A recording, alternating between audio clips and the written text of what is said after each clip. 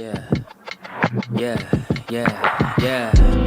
Making her way to the mic. They start dimming the lights. You start feeling alright. From Birmingham, home of the Teddy Longs, and the room is stutters. More once you discover. For all of the lovers, Whitney Houston and Roman Reigns. For all of the lovers, and Mickey James and Marvin Gaye. For all of the lovers, and Sasha Banks, Janelle Monáe, Silk, Sonic, and Paige. Allow me to say, look, I just found a place, sweet escape for every one of us. I was kinda late, cause I just made it off the struggle bus. Walking by the fate, cause I know it's right in front of us. Yo, I ain't with the hate, gotta focus on what's great. Ladies and gentlemen, Steph Hardy is on the air. Had to drop a couple bars just to make you all aware. So, sit back, relax, enjoy the show. You know I go by Joe or the rest of the flow, yeah.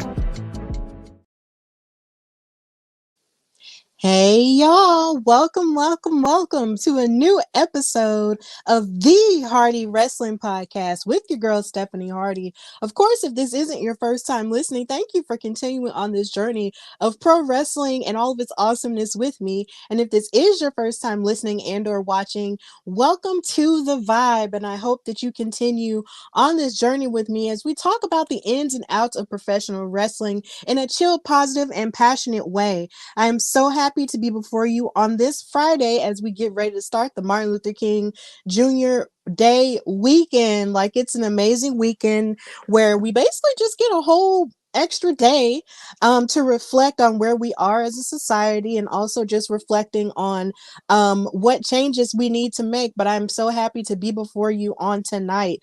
I know it's a little different from the weekend edition, but of course Friday counts as a weekend, right? So we are here to talk about the ins and outs of wrestling, like I said earlier.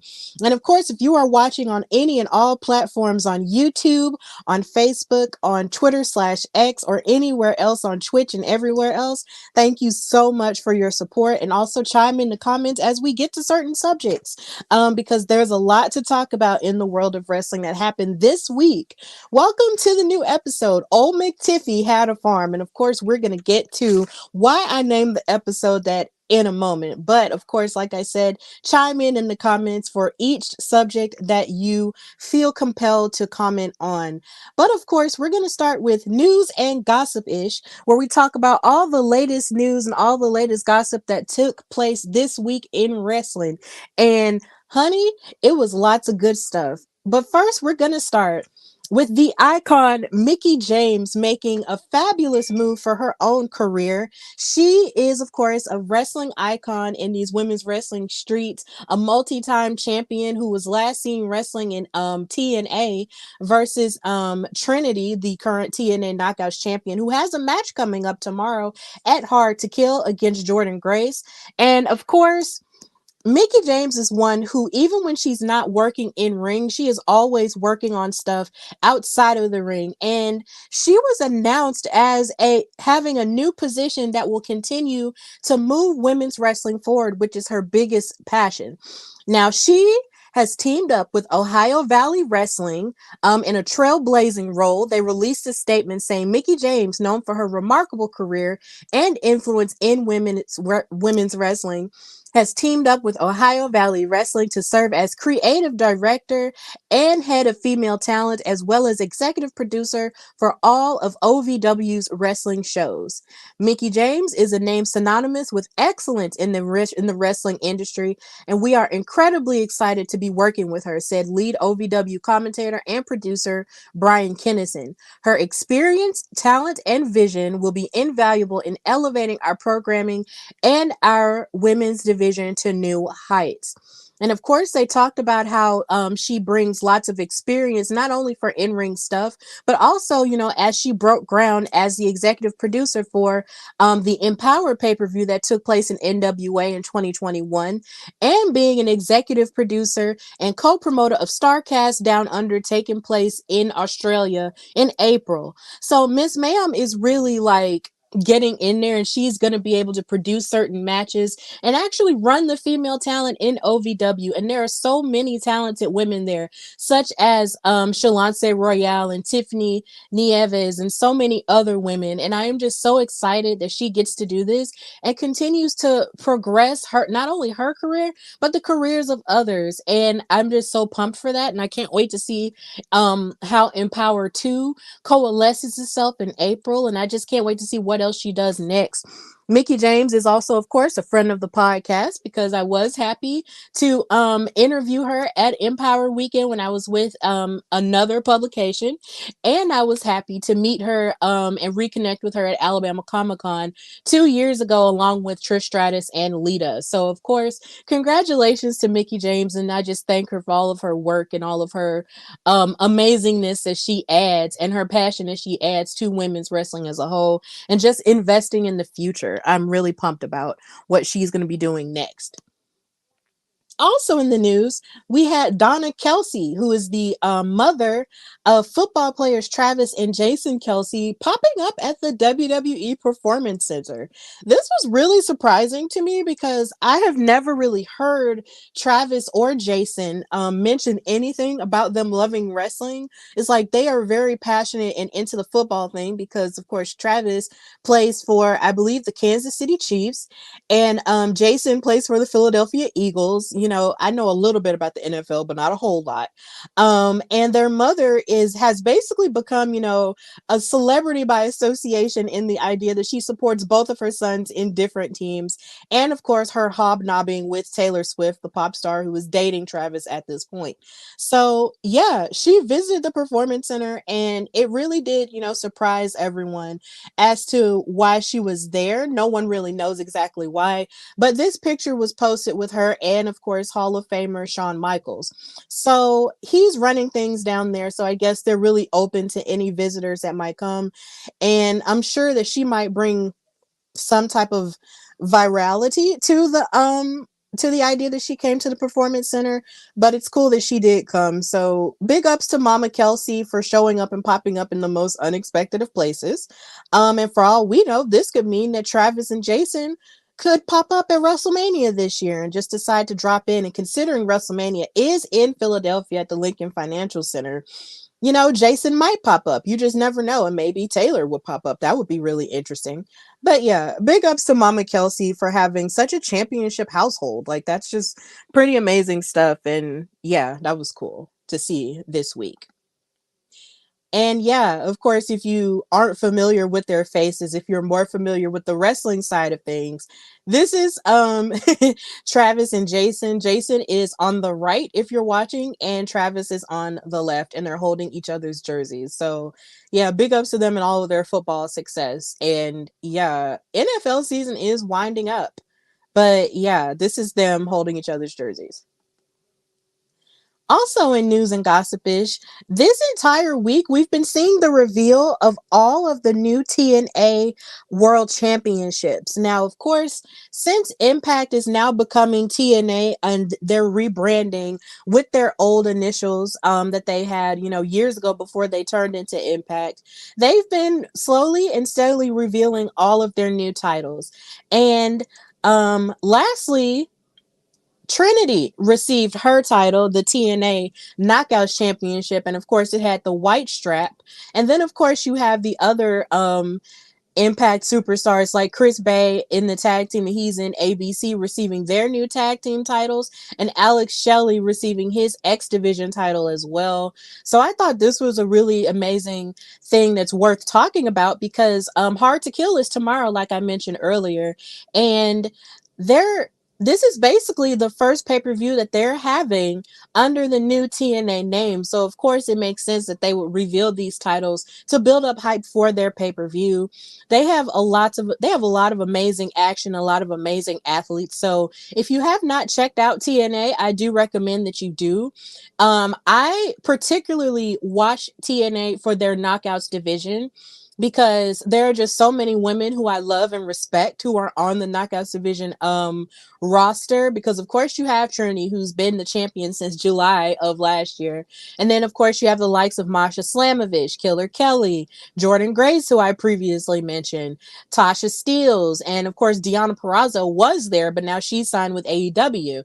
But yeah, there's just so many, I'm dropping things, there's so many amazing women that are on that Knockouts roster. So if you haven't already, please check out TNA as they cross over into this new era for themselves, and just give them a chance, because as wrestling continues to thrive, all other promotions deserve to thrive as well, outside of the two larger ones. And TNA has been sustaining itself in a very consistent way for a long time, and they deserve a lot of respect.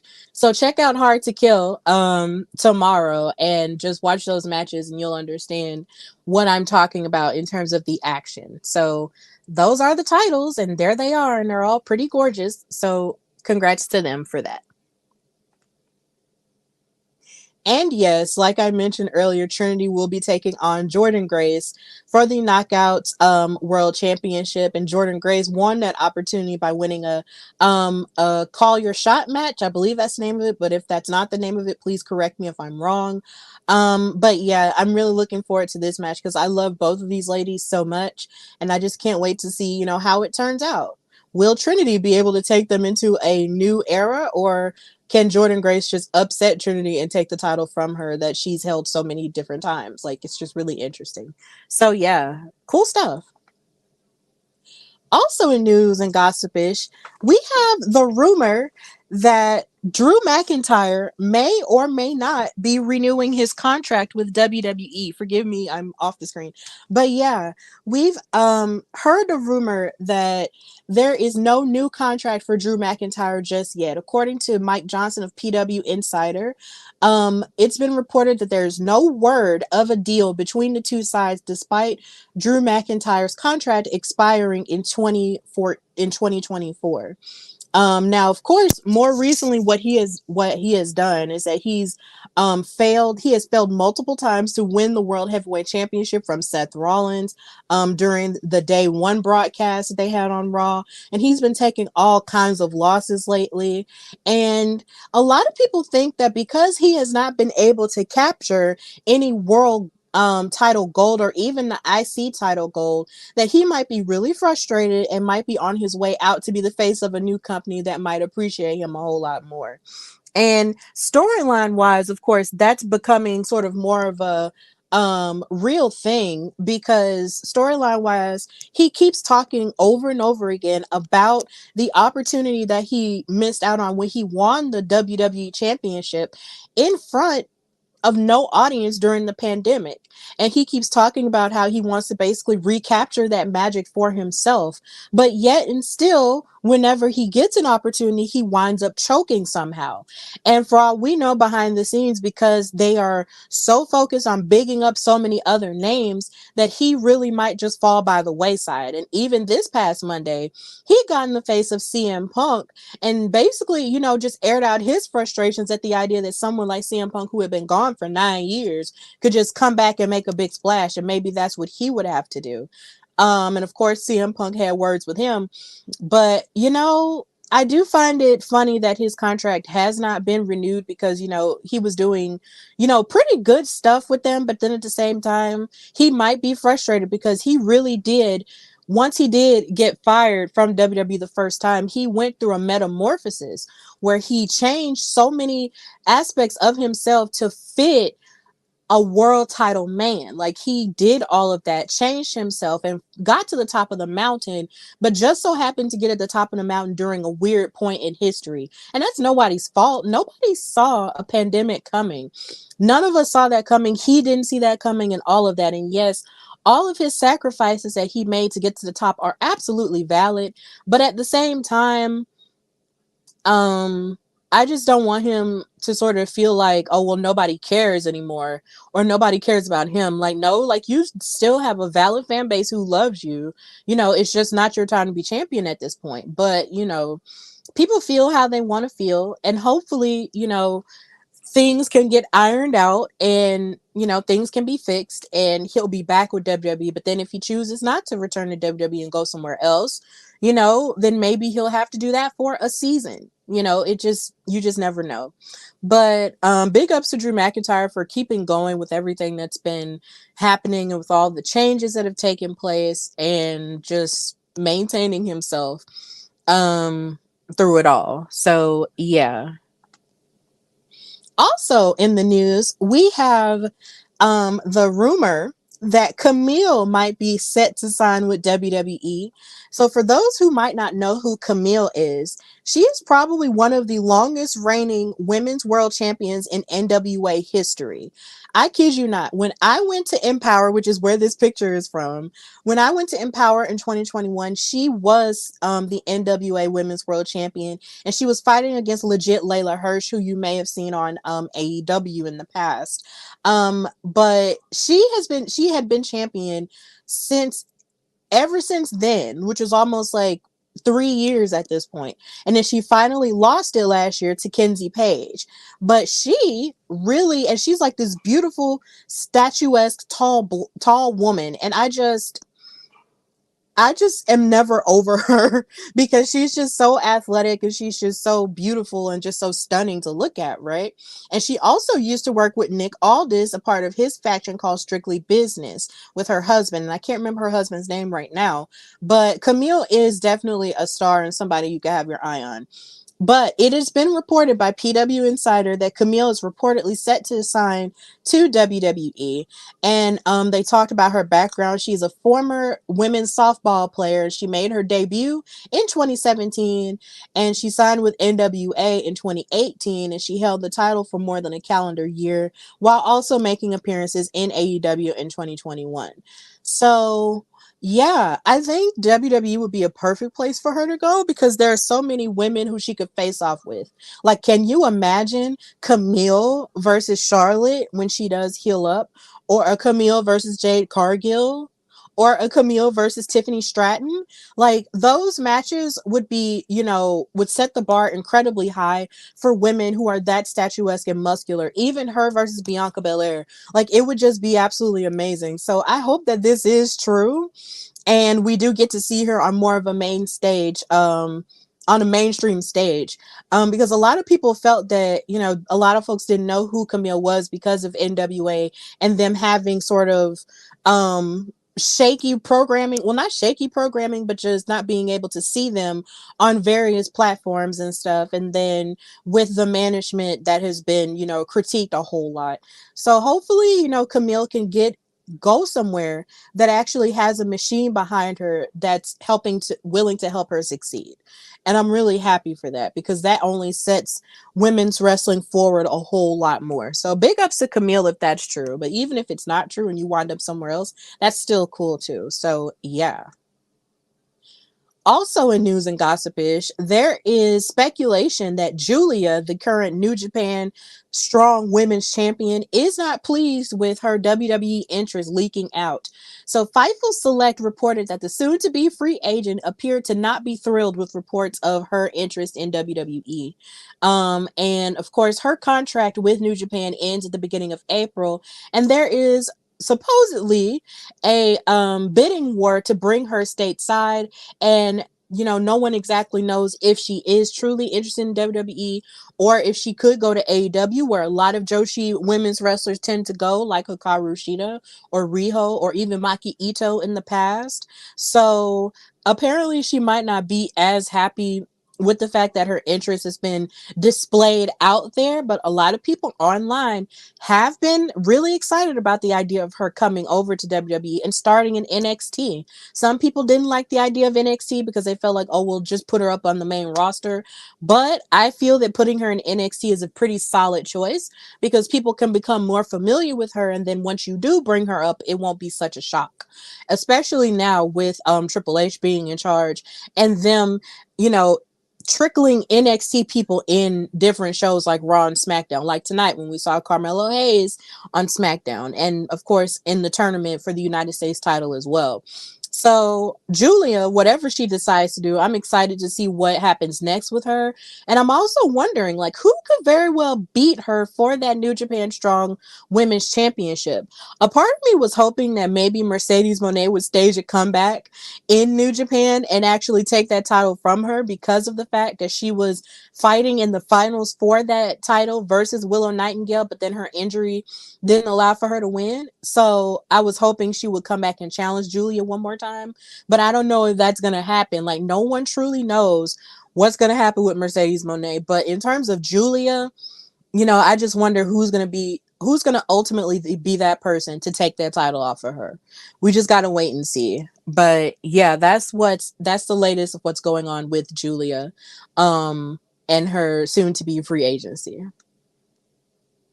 And last but certainly not least, we had some random Twitter beef between AEW CEO Tony Khan and Jinder Mahal. This caught me all the way off guard this week because on this past episode of Monday Night Raw, Jinder Mahal got in Seth Rollins' face and he was, talking trash at him and everything, which is really funny considering, I thought maybe he would be too embarrassed to show his face after getting his clock cleaned by The Rock at Raw Day 1, but he showed back up and got into the face of Seth freaking Rollins and said that he could be a better champion than him, which of course led to them having a world championship match this coming Monday on Raw. So in the midst of all of this, Tony Khan decides to use his Twitter fingers and sent out tweets that basically threw shade at Jinder Mahal and WWE as well. And it was just really interesting. He noted that there was a double standard online where he accused fans of showing rage towards Hook challenging Samoa Joe, but none towards Jinder Mahal challenging Rollins. And this is the tweet that he wrote. He said, Hook 28-1 career record on winning streak calls out the champ. A logical challenge sparks online outrage. Jinder has literally lost every single match he has been in for the past year. Immediately gets a title shot. Where's the rage? Hashtag AEW Dynamite. And then he responded to a tweet that the USA Network tweeted to a fan asking about the cage match rating for Seth Rollins versus Jinder Mahal from 2012.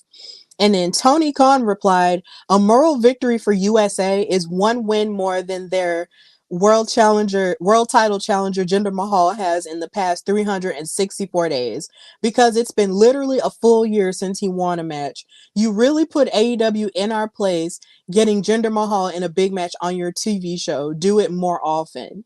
And I was just wondering, where did all of this come from? It was just really insane how that happened.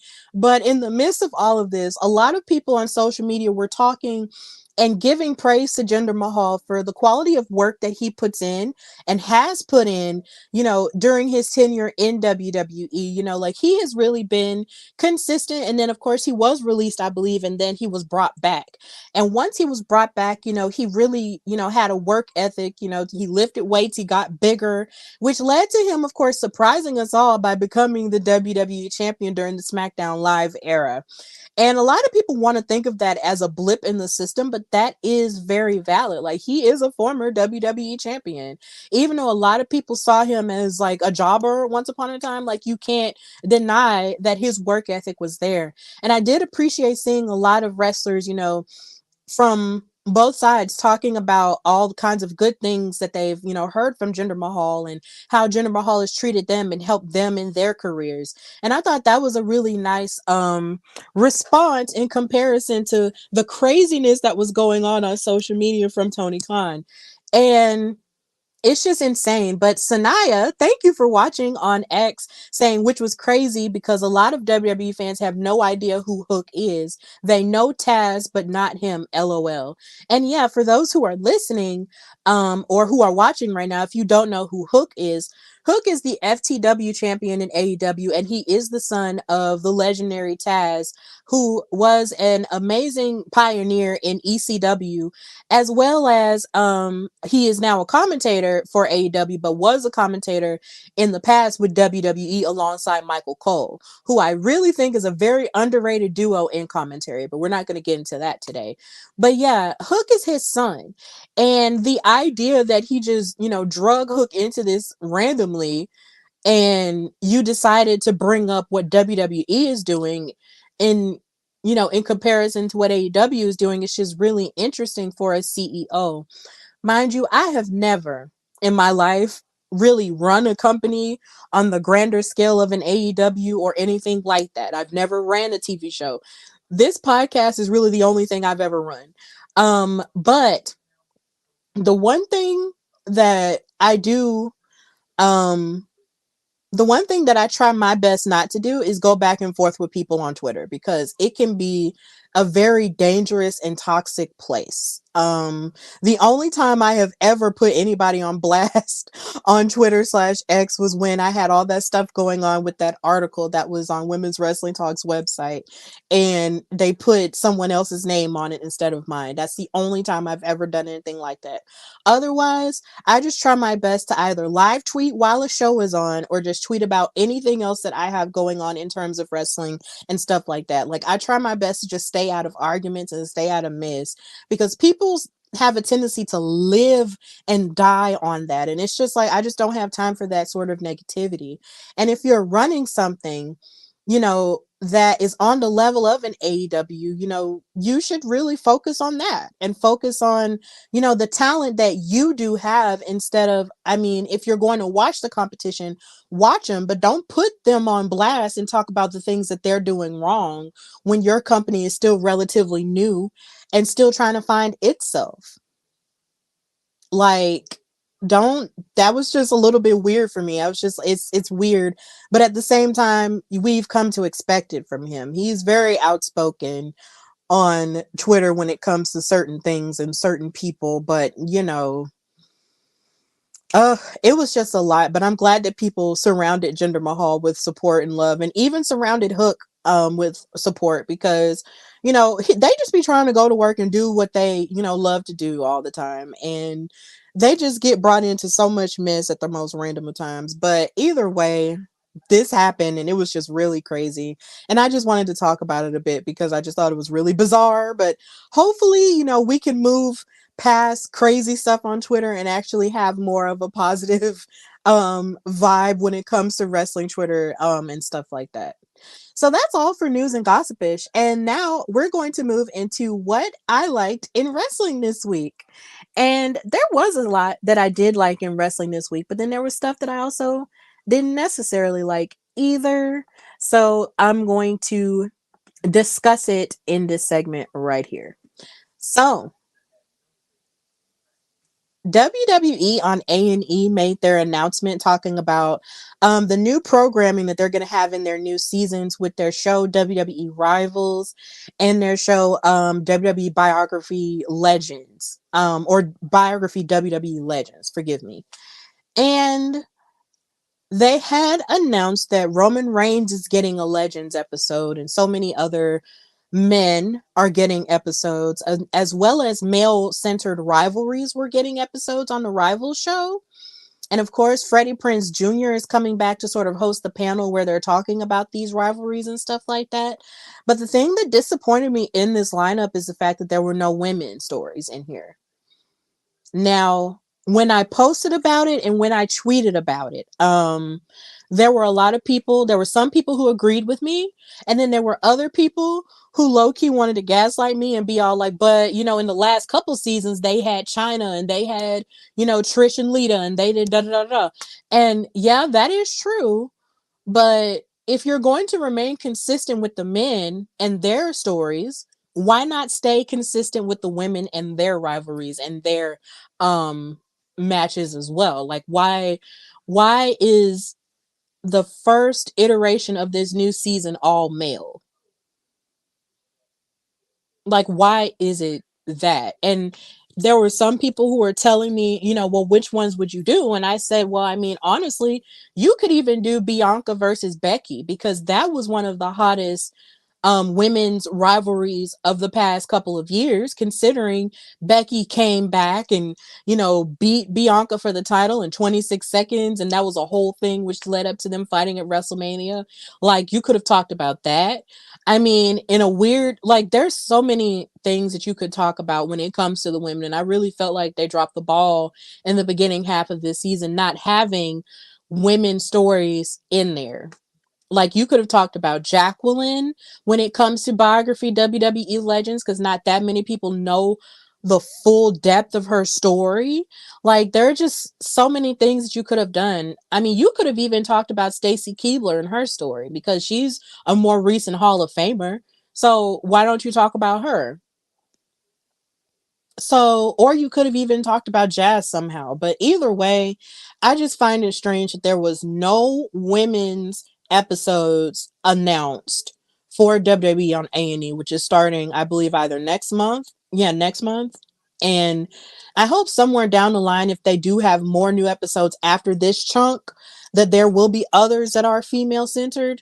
But the first chunk is really disappointing that it's all male. So yeah, do better is what I have to say to that.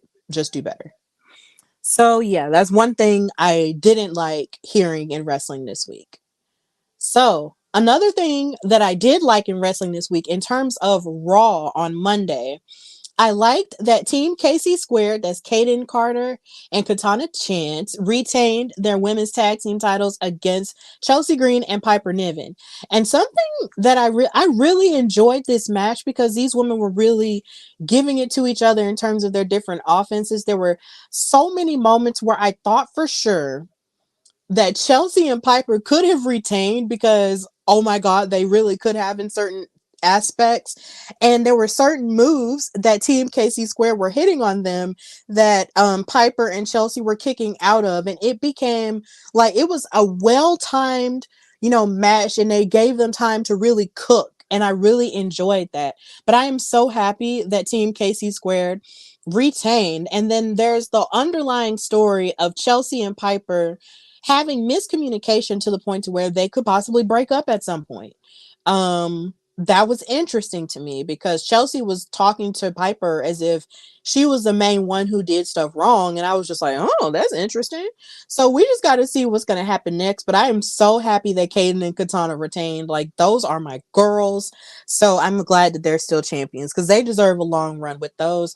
And then, of course, it was announced on SmackDown tonight that they will be defending their titles against Alba Fire and Isla Dawn next week on SmackDown in Atlanta. So that's going to be cool. So big ups to them for that. Another thing that I enjoyed on Raw when it comes to the women is the standoff that Rhea Ripley had with Nia Jax. Now, of course, Nia Jax has basically been feeling herself ever since she defeated Becky Lynch at Raw Day 1. And she feels like no woman can stop her, because she's essentially basically almost beating everybody on the main roster. And the fact that she beat, big time Bex, is just kind of like, yeah, look at me, I can do this. And I can even defeat Rhea Ripley. And then Rhea Ripley came out there and said, really? Oh.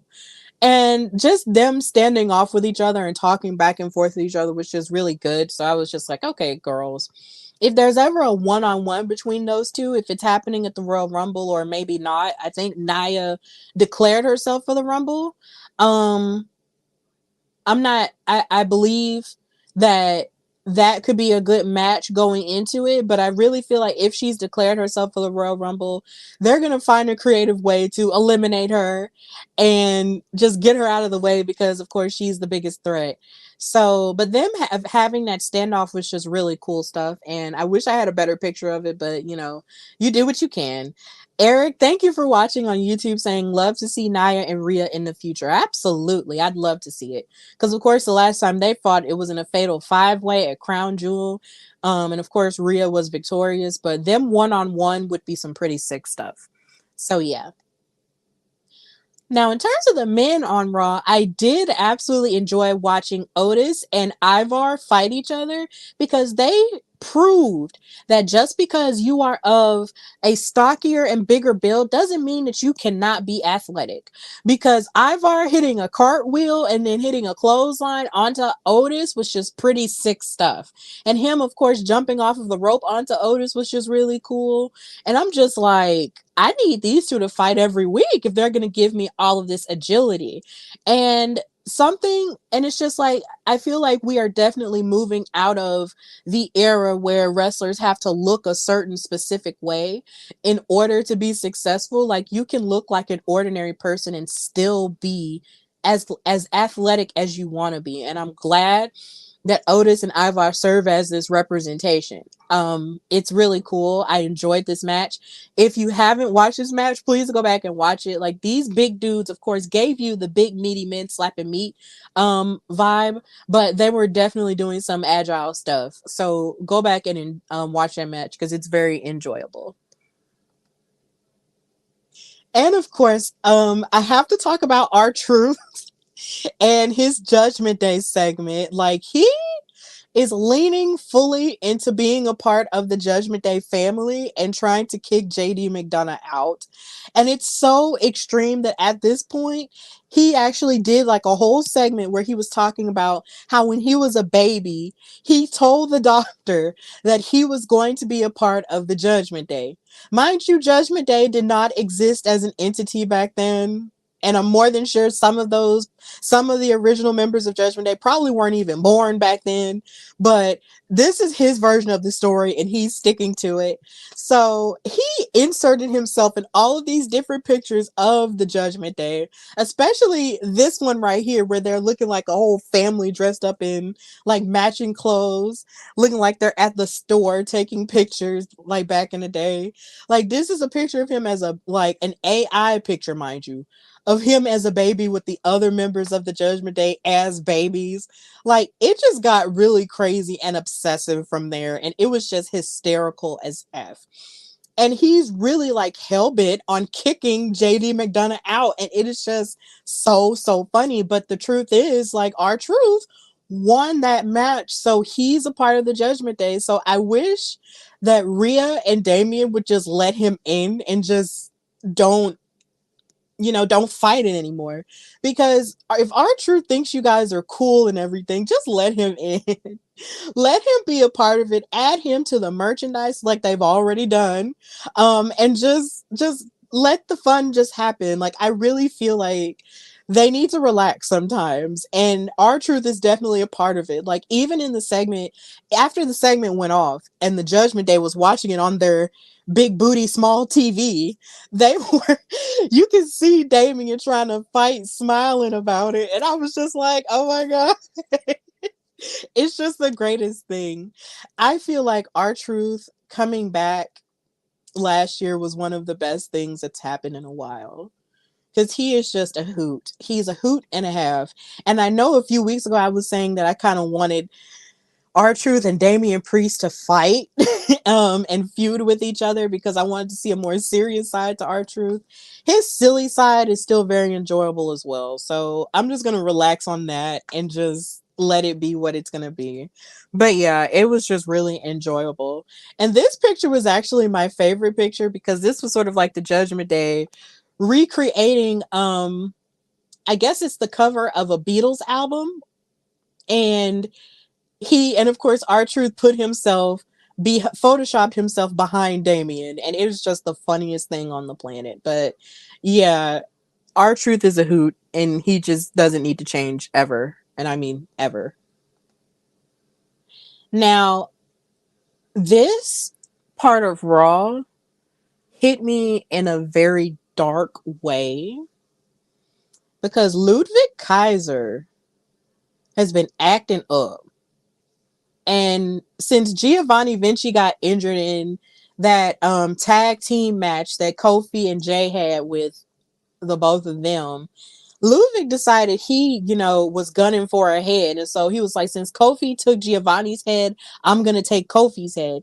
And this match was pretty good, but then Ludwig just got really vicious and he started tearing Kofi up almost to the point to where he even took the stairs and rammed I believe Kofi's either head in it or leg in it, I can't remember.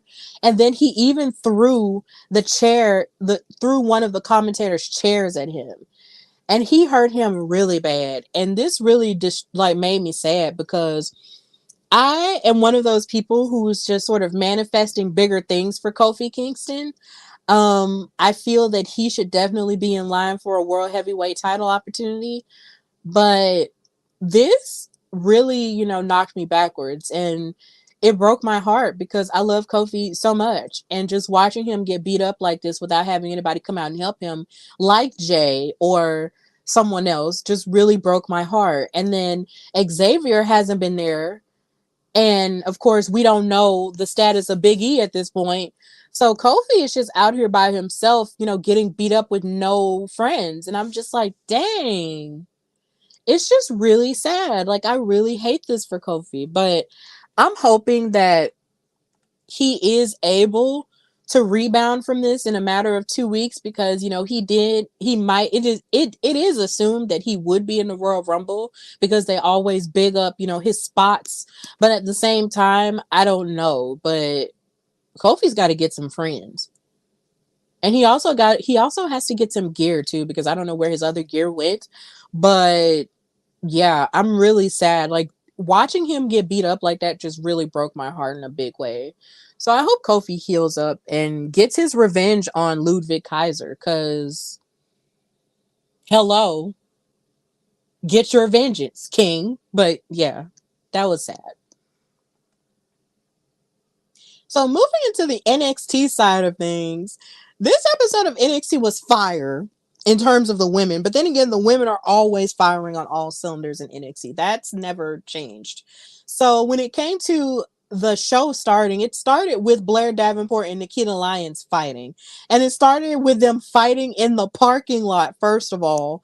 Um, and Blair tried to sneak from behind on Nikita again. And I'm just like, girl, can you do something else besides sneak from behind and beat up on people? Like, front somebody like this, like face to face, like do that. But Nikita, caught her, and then they started fighting, and then they also started fighting backstage. And this match was pretty good because I enjoyed the athleticism from both women. Blair Davenport actually jumped off of like the top rope and stepped onto Nikita Lyons's back 2 times. Like, her drop kicks are pretty amazing. But Nikita Lyons has definitely been in the lab and improving herself as well. Like, her kicks were great. Her suplex game was on point. So I really did enjoy this match. And even though Blair Davenport wound up getting the win, I'm sure that this rivalry is not over, because of course, with the way that they were fighting in that parking lot and started the show fighting without even their entrances, I was like, yeah, this isn't it. But I'm really excited for them and for the way that they performed this past Tuesday. It was really good. Another thing that I wanted to discuss in terms of the women on NXT was the run-in that Lyra Valkyria, the NXT Women's Champion, had with Lola Vice, who was, of course, holding the Women's Breakout Tournament contract in her possession. She tried to cash in on her at New Year's Evil, but, she failed due to Tatum Paxley coming to Lyra Valkyria's rescue. And so she got in her face, and Lyra was like, look, it's going to take more than you being on Instagram and shaking your ass and stuff. And you know, I feel like that's the second time on NXT that somebody's been throwing shade at someone for having a big booty, and I don't like that. It's almost like, first of all, it's been a part of Lola Vice's thing. Even before she went to WWE, she would dance in her MMA matches as Valerie Loretta. Like, that was her thing. And it's just like, yeah, she's thick and she's cute and everything, but that's not the only thing to her, because clearly she's good in the ring, and yeah, she still has a lot to do to sort of bridge that gap between wrestling and MMA fighting. But she seems to be, on a good start. But the idea that people be throwing shade at women for, showing their assets and being pretty is just really bad to me, because even like the match that I'm going to mention a little bit later in Cora Jade, before she left, she threw shade at Gigi Dolan and said that her, like, she was only relevant because of her Instagram famous butt. And I'm just like, why is that a bad thing? Why are we as women being made to body shame each other? I mean, because just because your booty is big does not make you any less of an athlete. Just because you're beautiful and you like to flaunt your beauty doesn't make you any less of an athlete. Like, can we stop that, please? Can we stop that? Like, if you love your body and want to show it off, that doesn't make you any less of a great wrestler or any less, of an athlete. And I really feel like that should be, I guess, taken out of promos, because to me, I just don't necessarily like it, because it's just like, okay, Lola has a big booty and it's an amazing booty, but she shouldn't be shamed for it. Like, she shouldn't be shamed for it, because she'll still get in the ring and beat you up. So, okay, whatever. But Lyra Valkyria also looked really beautiful here. In this promo, like, for every time she dresses up and has her hair down, she looks absolutely gorgeous. So all of these women are super gorgeous, and I just think, we should just be more mindful when we're writing stuff like this for the women to say, because I mean, Jesus Christ, like, it's 2024. What are we doing?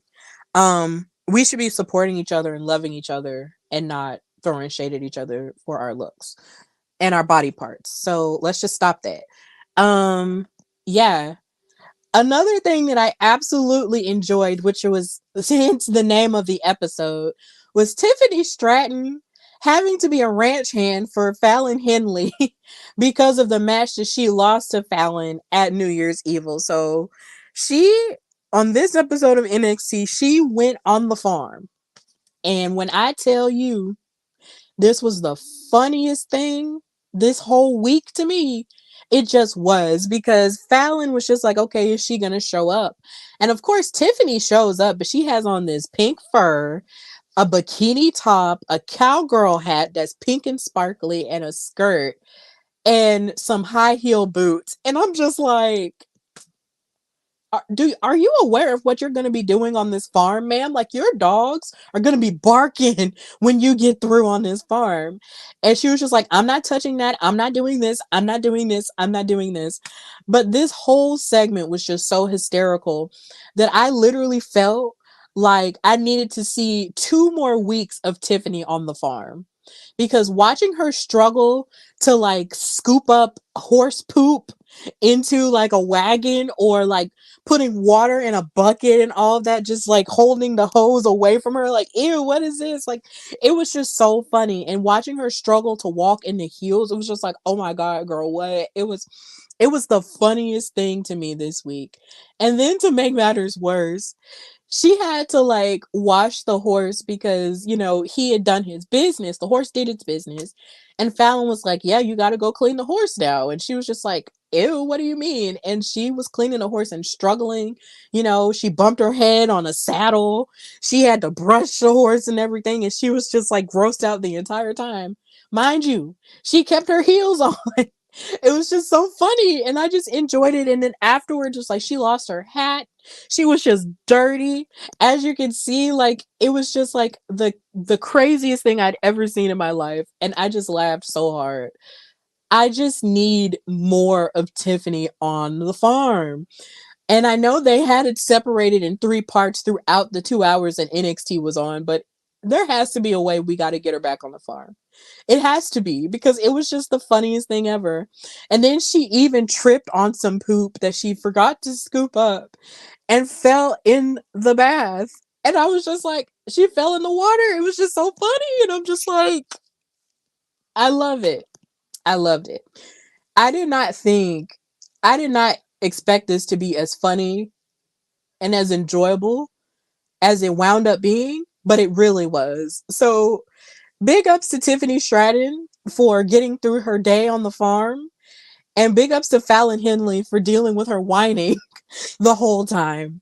And big ups to this entire NXT segment for inspiring the name of this episode, called Old McTiffy Had a Farm, because McTiffy really did say E-I-E-I-O, because she was just really grossed out. So yeah, this was just hysterical. This was just one of my favorite parts of this week in wrestling, period. Also, when it comes to the women in NXT, Jada Parker, Miss Parker, decided to hop up or pop up on Out the Mud after they lost their tag team title match against Tony D'Angelo and Stax. They were walking out in the parking lot, with their heads hung down, like kind of sad. But then Scripps was trying to encourage them. But then he saw Jada sitting on a car and she was just like, y'all know y'all got played tonight, right? And she was just saying, like, with all of like, it was just like, what made y'all think that y'all were gonna win that, when this is their world? Like, I saw that coming from a mile away. And she said, now who's going to handle Adriana Rizzo? And they said they didn't know. And she was just like, see, that's where I'm your missing piece. And everybody started yelling and everything because, of course, that NXT audience is familiar with Jada Parker from NXT Level Up and also from the Women's Breakout Tournament, too. I am here for this because Jada Parker has so much attitude that I just enjoy seeing. She has attitude and fire that I just really enjoy. Um I'm just so excited for her and for this and for them as a whole. Like, these factions, these groups with these women in it's just insane now. It's like you got Out the Mud with her, you got Scarlett with the Final Testament on SmackDown, you got BFAB possibly connecting with the Almighty / the Pride somehow and all of that. Like, and then of course you got Zelina Vega with LWO.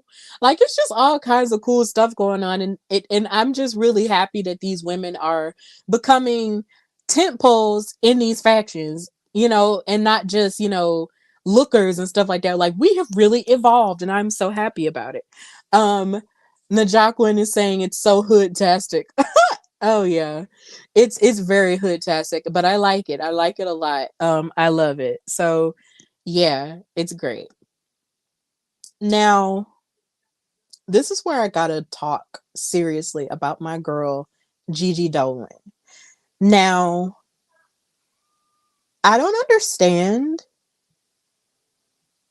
what the deal is with her booking at this point, because here lately on NXT Level Up, which they show after SmackDown on Peacock, she be winning a lot of those matches, but it's like when she's on television, she loses a lot.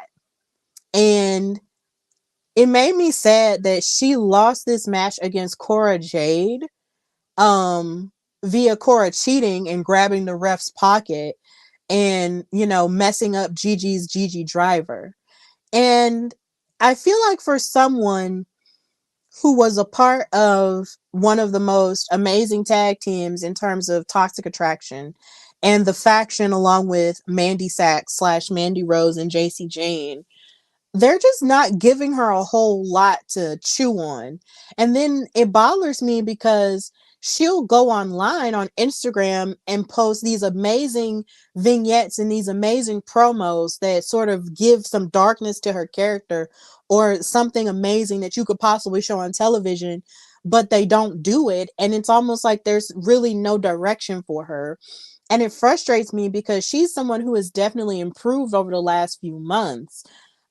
She's improved, she's gotten victories on Level Up. Like, why is it that she's always being used to put over the person who is like going on to another feud? Because of course we know Cora Jade is trying to work her way up to sort of gun for Lyra Valkyria later on, but at the same time, why do we have to sacrifice Gigi? Like, it's irritating me. I don't like it. Like, I just really don't like it. Like, Gigi is probably one of the most amazing talents that they have. And the idea that she is the one with the less amount of on-screen time and the less amount of um growth is just really bothering me. Like, her character needs some direction, and I really need that to happen immediately, or else, you might lose a really talented person.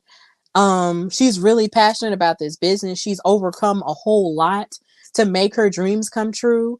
And I just want her to have better opportunities to show and prove who she is, because even in the promo that she had, or the interview that she had after this match, it just sounded like, she wasn't going to pursue fighting Cora Jade anymore. And I'm just like, why not? She cheated. How come you're not going after her and trying to beat her up more and more? Like, it just irritates me. Like, it just feels like out of the two members that were left behind from Toxic Attraction, she has the least direction. JC Jane at this point has more direction than Gigi, and that's a problem. That is literally a problem. Not comparing the two because I love them both, but Gigi deserves that same amount of direction. And I hope that somehow or another she can get it because she's really talented. So we want better for Gigi Dolan in 2024. And finally, in the world of NXT, I enjoyed Obafemi cashing in his men's breakout tournament contract to become the new North American champion. This man basically like looked at his contract earlier in the night and made it seem like after Lexus King got in his face and was talking about how he was going to win the championship, he looked at his contract, and in my mind I'm just like, is he gonna cash in tonight? And then of course the match happened between Lexus King and Dragon Lee, and Dragon Lee has been an amazing North American champion because he's just really talented and stuff. But Obafemi cashing in, I was almost afraid that it wasn't going to happen because him and the referee were like, I'm doing this now. I'm doing this now. And Dragon Lee tried to take advantage of it after he had beaten Lexus. And at one point, after Dragon hit his move, his finisher, it looked like Oba was going to lose, but then Oba kicked out. And I'm just like, oh! And I just got real excited. And then he actually threw Dragon Lee across the ring. And I'm just like, this man is too strong for words. But then again, he used to do shot put at the University of Alabama. So it's just like, okay, I understand how strong this man is.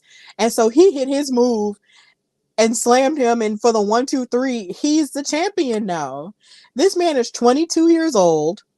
And he is also the first NIL signee to win the championship.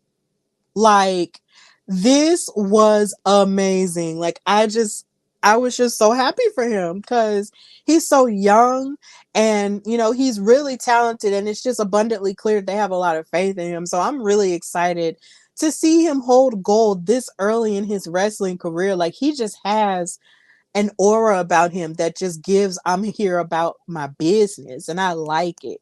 And of course, since he went to the University of Alabama, we got to claim him. He's got that big Bama Nigerian energy, so we claim him over here. So congrats to him. It was really cool to see him win, knowing he went to Alabama, considering we had just come off of the loss of the national championship contention, and then he won a title, and it's just like, okay, Alabama's got a champion. But then as the week went on, we have a new coach too, so stuff is going on. But congratulations to Obafemi. Like, you deserve it. A champion is you. We love it. We love it. We love it. We love it. And yes, Eric saying congrats to my fellow Isaac Oba. Yes, definitely. So a thing that I did mention this on Steph and Cat Talk. Wow, go give it a watch if you haven't already. Is the promo that Penelope Pink cut on Abilene Maverick on WoW Superheroes last Saturday. Or Sunday, depending on when you watch it. I really enjoyed it, and I just wanted to just big her up a whole lot. And I feel like this is amazing that me and her are in this place, considering last year she and I had a running beef online because every time I would live tweet for WoW Superheroes, I would always call her out for her bad behavior with the Fab Four. And she would react to me, and we would react to each other, and it was just a whole beef, and we wound up meeting each other and giving each other like a talk to the hand thing. And it was just incredible.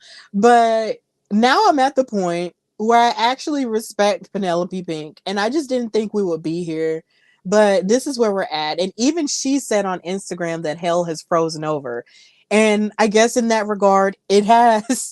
So Penelope Pink cut an amazing promo on Abilene Maverick last weekend. And it was giving CM Punk vibes, but it was also giving I'm that girl vibes. And she was talking about how she carried women's wrestling on her back. And she had some astounding matches last year on WoW Superheroes, you know. So if you haven't watched WoW, I do recommend that you do watch it. It's an amazing show. It's an all-female hour-long wrestling show. It's all women all the time. And it's incredible, and I love watching it, and it's very empowering. And also, after you watch WoW Superheroes, come watch me and Katrina's show, Steph and Cat Talk WoW, every WoW Wednesday at 7:30 p.m. Eastern, 6:30 Central, on our live platforms. And you can watch any episode that you may have missed on our YouTube channel. We have playlists that we update every week. So please check it out. And yeah, WoW Superheroes is the thing to watch. It's really cool. Please give it a chance. We love it. So big ups to Penelope Pink. I guess we're not enemies anymore. We're frenemies. Frenemies. So, um, some of these pictures are kind of outdated because I did update them, but I don't know where the updated. Oh, wait, no, here we go. We got it. Okay, technical difficulties, guys. Gotta love it. So, moving on to the SmackDown side of things, when it comes to the women, I just wanted to put this picture of Bianca Belair up here because she's just so perfect. She is the EST of everything she does. She's the strongest, the fastest, the roughest, the toughest, the quickest, the greatest, and the smartest, and the prettiest. Because this picture that was taken was just like, ugh. I just had to share it because this was from her match with Bayley tonight. And I'm just like, Bianca, why are you so beautiful? I can't deal. I can't deal with her. I hope one day I get to interview her and or meet her because she's just someone that I just greatly admire, you know, for her courage and her journey in wrestling and not expecting it to become a thing for her athletically, but now she's reached all these high heights and I just really admire her so much. So somewhere down the line, I'm manifesting us having a meeting or having an interview, or maybe I get to ask her a question at a certain press conference or something. I don't know. I hope it happens because I just love this lady so much, and I just love everything she represents. She's amazing. But yeah, this is a look of this is her look from tonight on SmackDown. And of course, she had to fight Bayley, and they have a very storied rivalry as well. So Bayley came out here, you know, because of course, Damage Control told her, "Oh yeah, we believe in you. You can fight and defeat Bianca Belair, you know, and humble her a bit so they can continue on their journey of Damage Control dominance towards the Royal Rumble time so they can have all the gold." And this match was pretty good. It was very solid. Here again, it had a whole lot of time to cook. And there was lots of storytelling within it. Bayley was being cagey and tough, you know, with a lot of her hard hits. And she even tied up Bianca Belair's braid in the rope and gave her like a knee to her face. But then Bianca, being the smartest person, tripped her up with her braid, untied her, and basically proceeded to defeat her, you know, more and more. And then something that I did notice is the fact that Bayley actually utilized that flying elbow that was made famous by the late great Macho Man Randy Savage. And I don't remember a time where I don't remember her ever using that. Like, I don't remember the last time she used that elbow. I really don't. Like, she used that elbow a whole lot when she was a good guy. And there was a level of desperation that she had in this match because for every moment she was trying to distract the ref, she expected Damage Control to sort of help her cheat against Bianca and jump Bianca because Bianca didn't have anybody with her, but they never interfered on her behalf.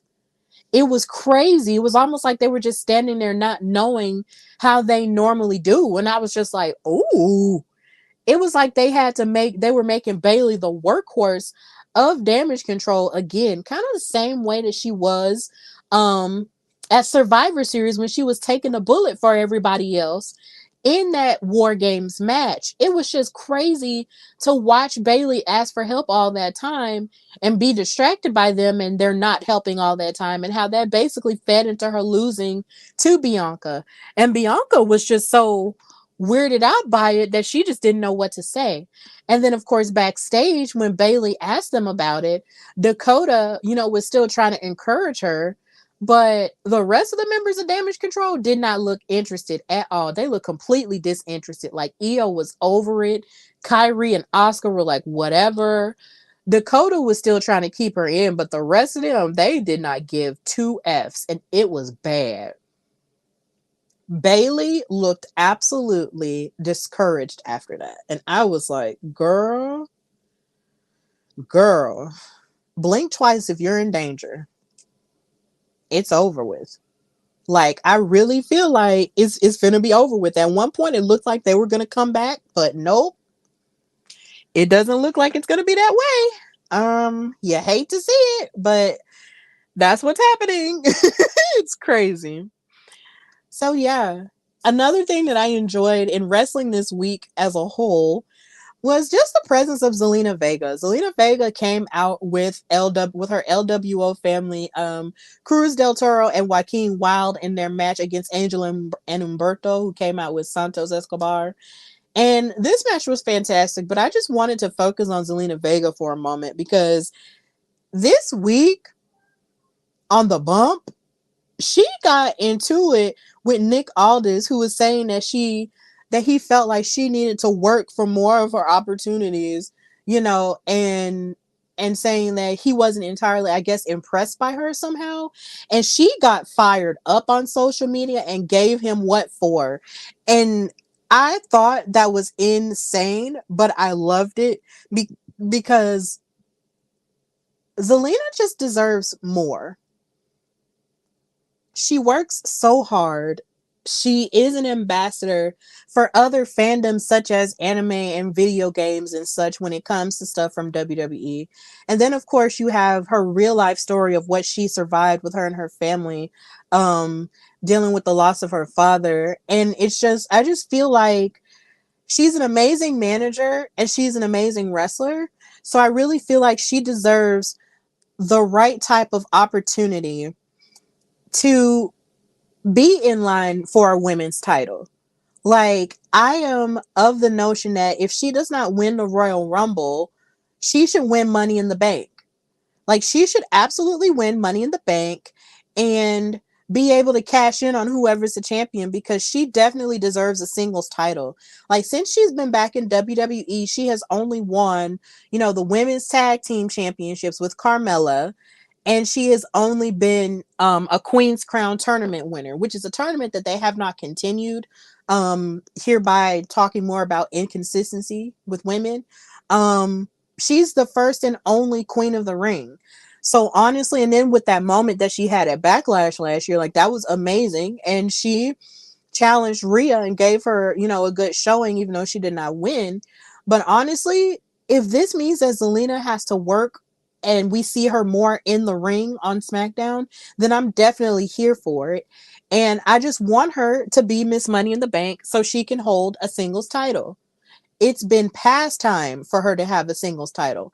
And honestly, if you're not going to create like a mid-card title for the women, she really deserves an opportunity either at the women's world title or the women's championship on SmackDown. And I believe that starts with her either winning the Royal Rumble or winning Money in the Bank. Her as Miss Money in the Bank in terms of character-wise would be amazing to see. So I know a lot of people were pushing for Chelsea Green to get it, and that would be cool too. But it should definitely go to Zelina Vega, because last year at Money in the Bank, she had that cool moment where she gave a code red to Zoe Stark and dang near killed her. And it was amazing. So give Zelina Vega her things.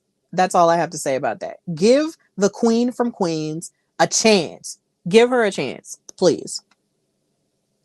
Another thing that I loved on SmackDown tonight is seeing Carmelo Hayes. Like, this is where I was mentioning earlier, where they sprinkle in the NXT people on different shows. And the fact that it's happening on SmackDown just continues to give it the whole land of opportunity feel that it used to have when it was SmackDown Live. And I really enjoy that. So Carmelo Hayes being here was cool. And he wanted to talk about the Royal Rumble with Nick Aldis, but he was interrupted by Grayson Waller and Austin Theory. And of course, Grayson had, found his way out of a match with Cameron Grimes because Cameron was attacked by the Bloodline. And he said, well, okay, by forfeit, I won, blah, blah, blah. And Carmella was like, look, if you gonna come in here and interrupt me, then we could have a match right now since you didn't fight. And Grayson was like, well, actually, no, I'm actually a little bit tired from me not fighting or fighting or whatever. But he said, but Austin can do it. And I thought that was funny because that's the same thing Carmelo did to Trick for New Year's Evil. Made him fight Grayson Waller for his Iron Survivor opportunity. So I thought that was an interesting nugget of storytelling there. And so they went on to fight, but their match wound up ending because Austin tried to go for a Spanish fly, but then I think either he or Carmelo bumped his head or they both bumped their heads. And I hope that they're doing okay from that because it did look kind of nasty. So yeah, but it was just really good to see Carmelo on television on the Blue brand again, especially in his stand and deliver gear that he wore in Los Angeles, the purple and gold. It was just really good to see that. And I am happy to see him getting more opportunities, even though I still think he attacked Trick. He's still guilty. I can still be a multifaceted person and be happy for his success while also letting y'all know that he definitely attacked his friend. So yeah. Yeah, that's just how I feel about that. We also had this interesting tidbit between Tyler Bate and Butch. They seem to be like at like a coffee place, drinking coffee and just chilling out, catching up and talking about, how they used to run around as friends and, how they used to train together in London and stuff. And something interesting that Tyler Bates said to Butch, who's been trying to find himself since the Brawling Brute sort of disbanded and since Ridge Holland left and he's been feeling lost and everything. Tyler Bate has been, trying to encourage him to sort of tap back into himself and for them to maintain their friendship and for him to help him, spiritually get back in tune with things by meditating and doing all the stuff that Tyler Bate likes to do as a nice little hippie guy. Um, and then they also talked about their dreams of putting British strong style on the map. And as a nerd who watched them fight at the UK tournament, I just enjoyed watching them speak loud and proud about British strong style in this way on mainstream television because it definitely deserves the notoriety. And I just love that. And then another interesting part that Tyler Bates said was that you need to find out who you are and what that name is. And I was just like, what that name is? And then the camera zoomed in on Butch and he had this look in his eyes that he used to get when he was the bruiserweight. And I'm just like, yes, we're back. He might not have the name Butch anymore, and he really might be Pete Dunne again. Like, I'm really pumped because y'all don't understand. This man was UK champion for like ever when he was the bruiserweight. Like, oh my God, he was amazing. So if he gets back to that level of dominance, and I will be so happy. Like, oh my God, bruiserweight time, let's go. And then I also enjoyed this little moment that Pretty Deadly had with Paul Heyman, and they were actually calling Paul Heyman my lord and my liege, and I was just like, oh my God. He's the wise man, guys, but I guess they didn't remember that. They just wanted to be like super UK proper. And they were trying to ask him like, can we be like the tag team for the bloodline or whatever? And Paul was not having it. He was sick of them. He was just like, look, there needs to be one man, not two. And they basically just scurried away from him and they said, well, look, we respect you, we don't want to disrespect you, and they just kind of scurried off.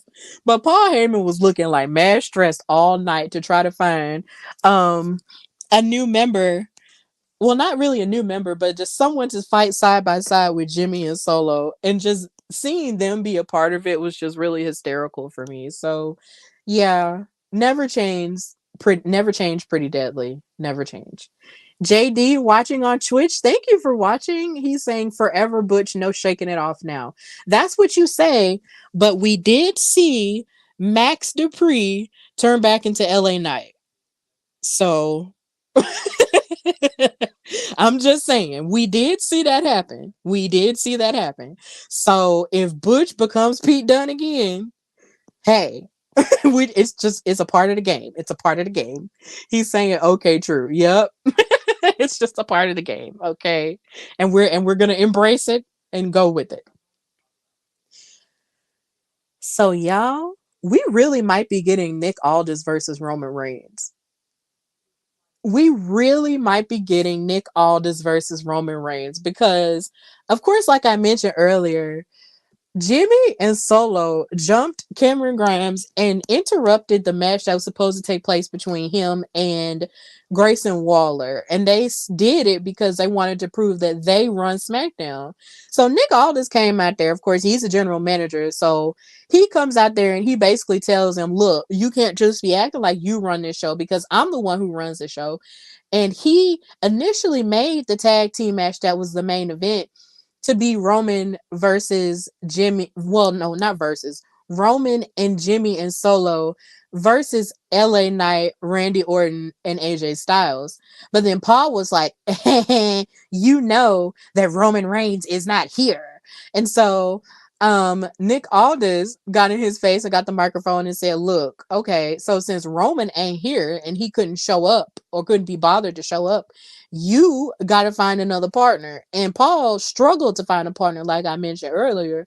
And I just can't help but feel that with all these run-ins that Nick Aldis has had with the bloodline over these past few weeks, Nick is gonna have to come up out that suit and fight Roman, and I am so here for it. Like, I know lots of people have probably said this before, but I'm really here for the both of them fighting because, of course, before Nick Aldis was a suit and a general manager who didn't have any feelings as an executive, like he mentioned a few weeks ago on SmackDown, he was one of the longest reigning champions in NWA history. Like, this dude is serious, okay? Like, he is serious in the ring. So if he has to come up out his suit and fight Roman Reigns, or in something really crazy, what if him and Adam Pearce decide to come up out their suits and fight in a tag team match between Roman and Jimmy or Roman and Solo? That would be some pretty amazing NWA versus WWE type stuff. I would love that. But if it comes down to Roman fighting Nick Aldis, I will be so here for it. Like, I'm so here for the both of them possibly fighting. And someone on Twitter, I forgot who it was, mentioned the idea that they could very well fight like in the UK or fight for one of their international shows. And I think that would be really good considering Nick Aldis is, I believe, British. So, because he had the UK flag on his pinned on his suit. So that would be really amazing if so. But yeah, things are heating up. And the biggest rivalry coming out of the Royal Rumble might not even be Roman versus everybody and their mama. It really might be Roman versus Nick Aldis. And I just think that's interesting.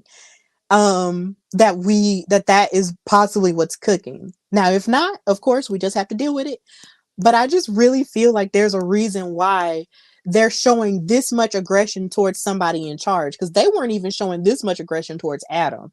So the idea that they're being this aggressive towards Nick, it's just, I feel like it's very purposeful, and I feel like it's going to have a big payoff somehow. Like, I'm really excited for that. So that's really all I liked in wrestling this week. And now, of course, we reach the point where I have to promote things. So first of all, I have to promote myself. Of course, if you are looking for a podcast host as a guest, if you're looking for a writer, color commentator, or a panelist, or even a ring announcer for your wrestling events, please book me, your girl Stephanie Hardy. DM me at Queen Steph Hardy on Instagram and X/Twitter, or email me at hardywrestlingpodcast@gmail.com. As you can see on this, if you're watching this on YouTube, if you see this flyer, you can see all the places where I've been featured at. I'm happy to have done color commentary for various places such as the Belladonna Division, Battle Club Pro, Black Girl Magic 2022, and Spartan Wrestling. I'm happy to have been a panelist at Alabama Comic Con, LA Comic Con, MCM Birmingham Comic Con, digitally, and New York Comic Con, and also Black WrestleFest too. And of course, I've been featured on this show and also previous publications such as Women's Wrestling Talk. So I come with a lot of experience. So if you Want to book me for any one of your things? Email me at hardywrestlingpodcast@gmail.com or just DM me on Instagram and X at Queen Steph Hardy. And we can make something happen. We can get it cracking and we can talk about rates, or we can just talk about, getting things started. So book your girl, book your girl, book your girl. Also, if you have not already, please check out Steph and Cat Talk Wow, of course, hosted by me and Katrina from In Cat We Trust. We go live every Wow Wednesday at 7:30 p.m. Eastern and 6:30 p.m. Central as we talk about all of the ins and outs and the action of Wow Women of Wrestling Superheroes. It's an amazing show. We're really passionate about women's wrestling as a whole. So we talk about it and all of women's wrestling collectively and just so many other random things that have to do with the subject. So please watch our show and just continue to support us as we continue to grow. And also watch all of In Cat We Trust stuff too, because her content is amazing. She does wrestling content, horror movie content, and just other things as well. So please be on the lookout for anything else that she has going on. And also book her for your wrestling events too, because she's amazing. So yeah, that's my tag team partner, y'all. And of course, check out all of my articles on dailyddt.com. Read my most recent article, Gigi Dolan and JC Jane, 1 year later, where I talk about, their journeys since the release of Mandy Rose and where they've been going so far and where I hope to see them in the future. Please check that out. And then, of course, I will be having new content uploaded to that website. So be on the lookout for that. Please read all my other articles. I've been very fortunate to be in this place with Raphael, who believes in my talent for writing, and I'm just really fortunate to have written about so many amazing people in wrestling, like Carmelo and Trick, like Jade Cargill, like Rhea Ripley, and like these two women right here. So please check out my articles on dailyddt.com. And finally, check out my merchandise. Buy some merchandise at foryourwear.com/Hardy Wrestling Podcast, where you can buy my Alabama Wrestling Fighter t-shirts that pays tribute to so many wrestling icons and legends who have made their mark in wrestling from the great state of Alabama, where I'm from. Of course, it celebrates Sensational Sherry, Teddy Long, Paul Bearer, Kayla Braxton, Deborah, Fuego del Sol, and AQA. And the t-shirts and hoodies are available in the colors of red and black. And you can represent the Hardy Wrestling Podcast logo on the back of it. So if you want an interesting wrestling trivia tidbit to grab people's attention, buy the Alabama Wrestling t-shirt. Because, yeah, being from Alabama is cool. And we do amazing things in wrestling and have done amazing things in wrestling. And I hope to continue to be a part of that tradition as well. So buy that t-shirt. It's available in all sizes, or buy the hoodie because it is cold. Available in all sizes at foryourwear.com/Hardy Wrestling Podcast, as well as my Bold and the Bloodline and Beyonce's t-shirts.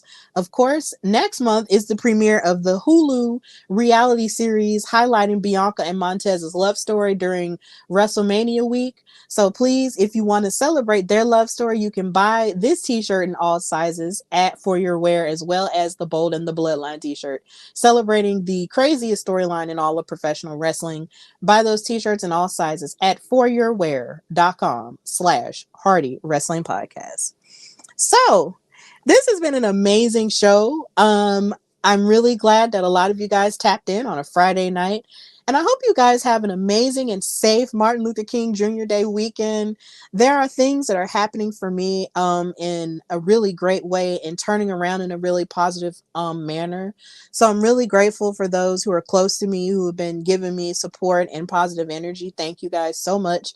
And I also hope that you're having an amazing turnaround at the beginning of this year.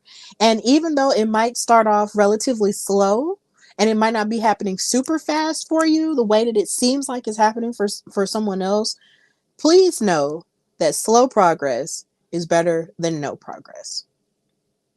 And sometimes it's best to be a slow cooker and not just a fast cooker all the time. So take that little tidbit of encouragement, with you throughout this entire weekend. And I hope to see you guys later on the next episode of the Hardy Wrestling Podcast. Of course, follow HWP on Instagram at Hardy Wrestling Podcast. Also follow it on X/Twitter at Hardy Wrestle Pod. And also listen to it wherever you listen to your podcasts. That's Google Podcasts, Apple Podcasts, Spotify, iHeartRadio, and anywhere else. And also subscribe to the YouTube channel at the Hardy Wrestling Podcast. So until next time, also follow me on TikTok because I do post my clips on TikTok as well. Follow me at Stephanie_Hardy on TikTok so we can have more conversations there. So of course, this has been your girl Stephanie on the Hardy Wrestling Podcast, your favorite chill, positive, and passionate wrestling show. And until next time, bye y'all.